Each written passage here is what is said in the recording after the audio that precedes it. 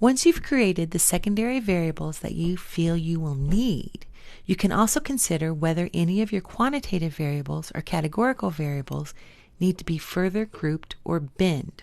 As an example, we're going to show you how we might choose to group age in the NESARC sample. If rather than treating age as a quantitative variable, we want to compare age groups categorically, we could examine the number and percent of observations at each age and make decisions about how we might best make groups. Here's the frequency distribution for age in our young adult past year smoking sample from the NESARC.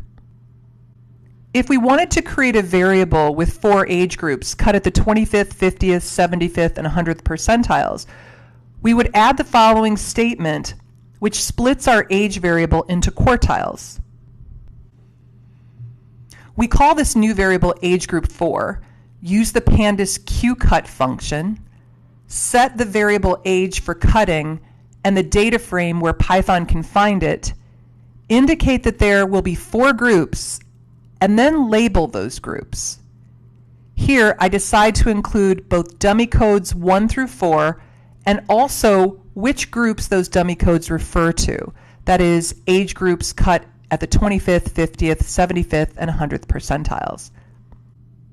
We can also create customized splits using the pandas cut function. Here I am creating 3 age groups, 18 to 20, 21 to 22, and 23 to 25. Notice that we include 17 as the bottom of the first category. This is due to the fact that Python begins its count at 0 rather than 1. This new variable is being called age group 3, and we are using the pandas cut function.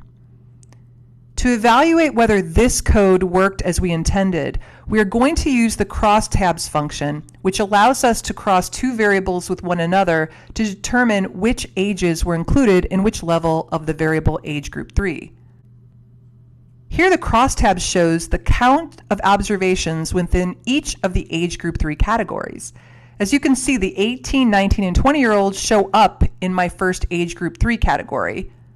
21 and 22-year-olds show up in the second, and 23, 24, and 25-year-olds are included in the third age group 3 category.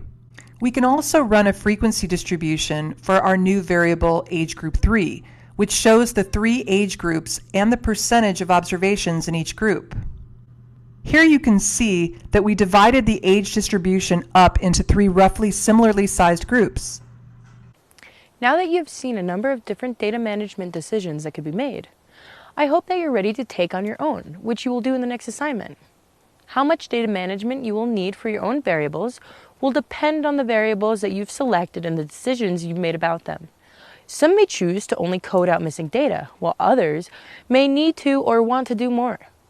Data management is a part of the research process that you can and will return to again and again as you learn more and are able to make better decisions.